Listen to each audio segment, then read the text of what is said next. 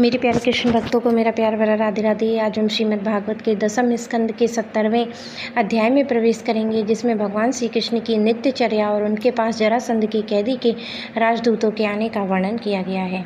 श्री सुखदेव जी कहते हैं, परीक्षित, जब सवेरा होने लगता तो मुर्गे बोलने लगते। तब वे श्री कृष्ण पत्नियाँ, जिनके कंठ में श्री कृष्ण ने अपनी भुजा डाल रखी थी, उनके बिछोह की आशंका से व्याकुल हो जाती और उन मुर्गों को कोसने लगती। उस समय परिजात की सुगंध से सुवासित भीनी भीनी वायु बहने लगती और भौरे ताल स्वर में अपने संगीत की तान छेड़ देते। पक्षियों की नींद उचट जाती और वे बंदी जनों की भांति भगवान श्री कृष्ण को जगाने के लिए मधुर स्वर में कलरव करने लगते। रुक्मणी जी अपने प्रीतम की भुजा पास से बंधी रहने के भी आलिंगन छूट जाने की आशंका से अत्यंत सुहाव से पवित्र ब्रह्म मुहूर्त को भी असम्य समझने लगती थीं। भगवान श्री कृष्ण प्रतिदिन ब्रह्म मुहूर्त में ही उठ जाते, हाथ मुंह धोकर अपने मायातीत आत्मस्वरूप का ध्यान करते और उस समय उनका रोम रोम आनंद से खिल उठता था। परीक्षित, भगवान का वह आत्मस्वरूप सजाति विजाति और स्वगत भेद से रहित एक अखंड है, क्योंकि उसमें किसी प्रकार की उपाधि और उपाधि के कारण होने वाले अन्य वस्तु का अस्तित्व भी नहीं है। यही कारण है कि वे अविनाशी सत्य हैं। जैसे सूर्य चंद्रमा आदि नेत्र इंद्रिय चंद्रमा सूर्य आदि के द्वारा प्रकाशित होते हैं, वैसे ही आत्मस्वरूप दूसरे के द्वारा प्रकाशित नहीं, स्वयं प्रकाश है।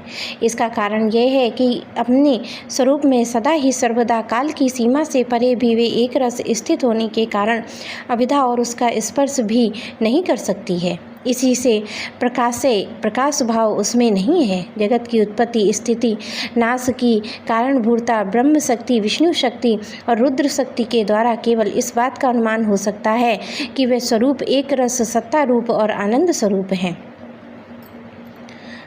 उसी को समझने के लिए ब्रह्म नाम से कहा जाता है। भगवान श्री कृष्ण अपने उसी आत्मस्वरूप का प्रतिदिन ध्यान करते और इसके बाद वे विधिपूर्वक निर्मल पवित्र जल में स्नान करते और फिर शुद्ध धोती पहनकर दुपट्टा ओढ़कर यथाविधि नित्य कर्म, संध्या वंदन आदि करते। इसके बाद हवन करते और मौन रहकर गायत्री का जप करते। क्यों ना हो, वे सत्य पुरुषों के पात्र आदर्श जो हैं।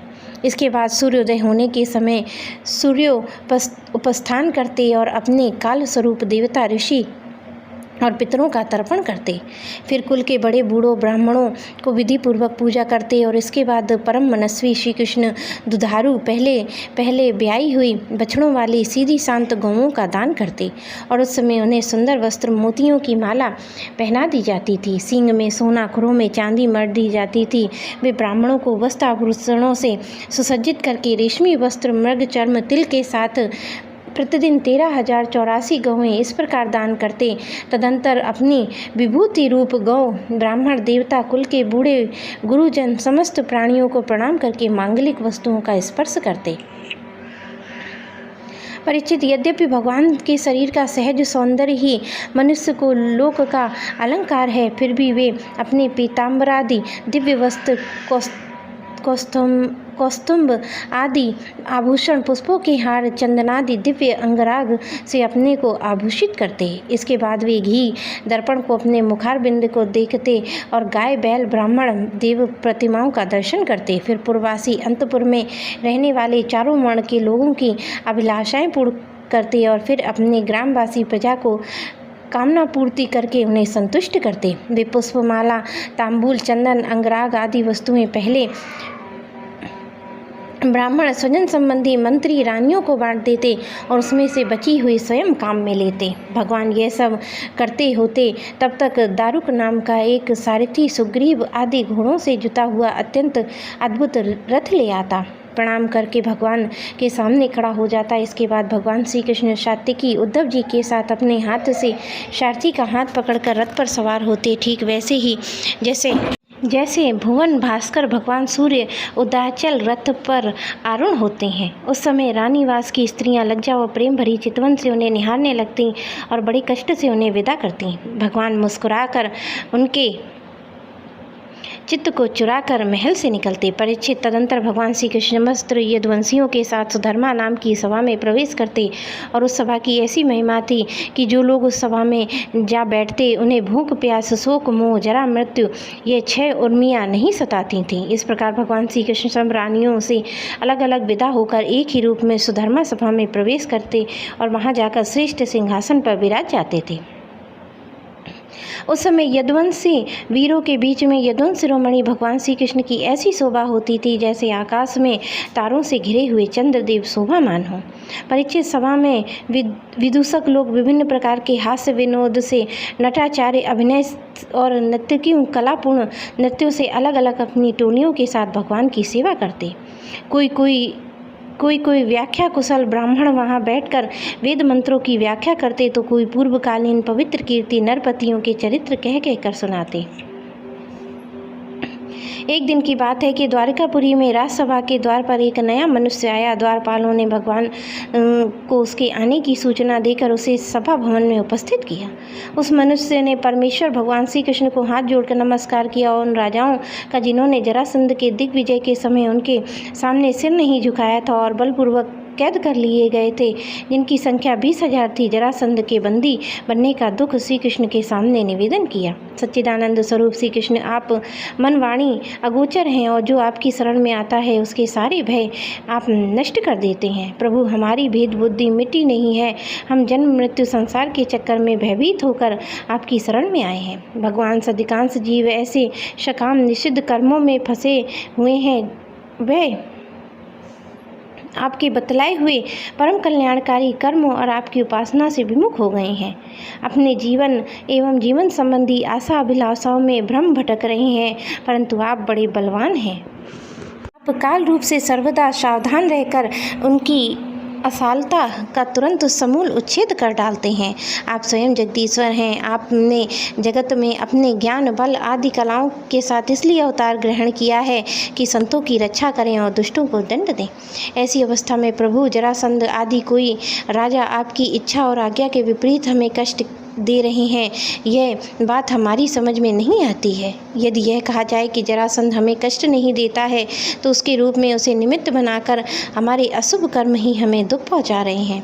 ये भी तो ठीक नहीं, क्योंकि जब लोग जब हमारे दुष्कर्म हमें फल देने में कैसे समर्थ हो सकते हैं। इसलिए आप कृपा करके अवश्य ही हमें इस क्लेश से मुक्त कीजिए। प्रभु, हम जानते हैं कि राजा पने का सुख प्रारब्ध के अधीन एवं विषाद्य है और सच कहें तो स्वप्न सुख के समान अत्यंत तुच्छ और असत है। साथ ही उस सुख को भोगने वाला यह शरीर एक प्रकार का मुर्दा ही है। इसके पीछे सदा सर्वदा सैकड़ों प्रकार के भय लगे रहते हैं, परंतु हम तो इसी के द्वारा जगत के अनेकों भार ढो रहे हैं। यही कारण है कि हमें अंतकरण के निष्काम भाव निसंकल्प स्थिति से प्राप्त होने वाले आत्म सुख का परित्याग कर दिया है। सचमुच हम अत्यंत अज्ञानी हैं। आपकी माया के फंदे में फंसकर क्लेश पर क्लेश भोगते जा रहे हैं। भगवान, आपके चरण कमल शरणागत पुरुषों में समस्त शोक मोह को नष्ट कर देने वाले हैं। इसलिए आप ही जरासंध के कर्मों के बंधन से हमें छुड़ाइए और यह अकेला ही 10,000 हाथियों की शक्ति रखता है। हम लोग उसी प्रकार बंदी बनाए हुए हैं जैसे सिंह भेड़ों को घेरे में रखे। चक्रपाणे, आप 18 बार जरासंध से युद्ध किया है, 17 बार उसका मान मर्दन करके उसे छोड़ दिया है, परंतु एक बार आपको जीत लिया। हम जानते हैं कि आपकी शक्ति, आपका बल पौरुष अनंत है, फिर भी मनुष्यों का सा आचरण करते हुए आपने हारने का अभिनय किया है, परंतु इसी से उसका घमंड बढ़ गया है। हे अजित, अब यह जानकर हम लोगों को और भी सताता है कि हम आपके भक्त हैं, आपकी प्रजा हैं। आपकी जैसी इच्छा हो वैसा कीजिए। दूत ने कहा, भगवान, जरासंध के बंदी नरपतियों ने इस प्रकार आपसे प्रार्थना की है। वे आपके चरण कमलों की शरण में हैं, आपका दर्शन चाहते हैं। आप कृपा करके उन दोनों का कल्याण कीजिए। सुखदेव जी कहते हैं, परीक्षित, राजाओं का दूत इस प्रकार कह ही रहा था कि परम तेजस्वी देव ऋषि नारद जी वहाँ पहुँचे। उनकी सुनहरी जटाएं चमक रही थीं। उन्हें देखकर ऐसा मालूम हो रहा था मानो साक्षात भगवान सूर्य का उदय हुआ हो। जब देव ऋषि नारद आसन स्वीकार कर बैठ गए तब भगवान ने उनकी विधि पूर्वक पूजा की और अपनी श्रद्धा से उनको संतुष्ट करते हुए वे मधुर वाणी में कहने लगे, देवेश, इस समय तीनों लोकों में कुशल मंगल तो है ना? आप तीनों लोकों में विचरण करते रहते हैं, इससे हमें बहुत बड़ा लाभ है। घर बैठकर सबका समाचार मिल जाता है। ईश्वर के द्वारा रचे हुए 3 लोकों में ऐसी कोई बात नहीं है जिसे आप जानते ना हो। अतः हम यह जानना चाहते हैं कि युधिष्ठिर और पांडव इस समय क्या करना चाहते हैं। नारद जी ने कहा, सर्वव्यापक अनंत आप विश्व के निर्माता हैं, इतने बड़े मायावी हैं कि बड़े बड़े मायावी ब्रह्मा जी आदि भी आपकी माया से पार नहीं पा सकते हैं। प्रभु, आप घट घट में अचिंत्य शक्ति से व्याप्त हैं, ठीक वैसे ही जैसे अग्नि लकड़ियों में अपने आप को छिपाई रहती है, लोगों की दृष्टि सत्व रज आदि गुणों पर ही अटक जाती है, इसे वे आपको नहीं देख पाते हैं। मैंने एक बार नहीं अनेकों बार आपकी माया देखी है, इसलिए आप यूँ अनजान बनकर पांडवों का समाचार पूछते हैं। इससे मुझे कोई कौतूहल नहीं हो रहा है।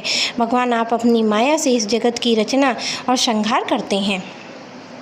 आप कब क्या करना चाहते हैं, यह बात भली भांति कौन समझ सकता है। आपका सर्वरूप सर्वथा अचिंत्य है। मैं तो केवल बार बार आपको नमस्कार करता हूँ। प्रभु, आप स्वयं परम ब्रह्म हैं, तथापि मनुष्य की सी लीला का नाट्य करते हैं हुए मुझसे पूछ रहे हैं। इसलिए आपके फुफेरे भाई प्रेमी भक्त राजा युधिष्ठिर क्या करना चाहते हैं, इस बात को मैं आपको सुनाता हूँ। इसमें संदेह नहीं है कि ब्रह्मलोक में किसी को जो भोग प्राप्त हो सकता है वह राजा युधिष्ठिर को यही प्राप्त है। उन्हें किसी वस्तु की कामना नहीं है, फिर भी वे श्रेष्ठ यज्ञ राजर्षियों के द्वारा आपकी प्राप्ति के लिए आपकी आराधना करना चाहते हैं। आप कृपा करके उनकी इस अभिलाषा का अनुमोदन कीजिए। भगवान, उस श्रेष्ठ यज्ञ में आपका दर्शन करने के लिए बड़े बड़े देवता यशस्वी नरपतिगण एकत्र होंगे। प्रभु, आप स्वयं विज्ञान नंदन ब्रह्म हैं। आपके श्रवण कीर्तन और ध्यान करने मात्र से अत्यंत भी अंतज्ञ भी पवित्र हो जाते हैं। फिर जो आपका दर्शन और स्पर्श करता है उसके संबंध में तो कहना ही क्या। त्रिभुवन मंगल आपकी निर्मल कीर्ति समस्त दिशाओं में छा रही है, स्वर्ग पृथ्वी पाताल में व्याप्त हो रही है, ठीक वैसे ही जैसे आपकी चरणामृत धारा स्वर्ग में मंदाकिनी, पाताल में भोगवती और मृत्युलोक में गंगा नाम से प्रवाहित होकर सारे विश्व को पवित्र कर रही है। श्री सुखदेव जी कहते हैं, परीक्षित सभा में जितने यदुवंशी बैठे थे वे इस बात के लिए अत्यंत उत्सुक हो रहे थे पहले जरासंध पर चढ़ाई करके उसे जीत लिया जाए, और अतः उससे नारद जी की भी बात पसंद न आई। तब ब्रह्मा आदि के शासक भगवान श्री कृष्ण से तनिक मुस्कुराकर बड़ी मीठी वाणी में उद्धव जी से कहा। भगवान श्री कृष्ण ने कहा, उद्धव, तुम मेरे हितैषी सुहृद हो, शुभ सम्मति देने वाले हो, कार्य के तत्व भली भांति समझने वाले हो, इसलिए हम तुम्हें अपना उत्तम नेत्र मानते हैं। अब तुम ही बतलाओ कि इस विषय में हमें क्या करना चाहिए। तुम्हारी बात हमारी श्रद्धा है,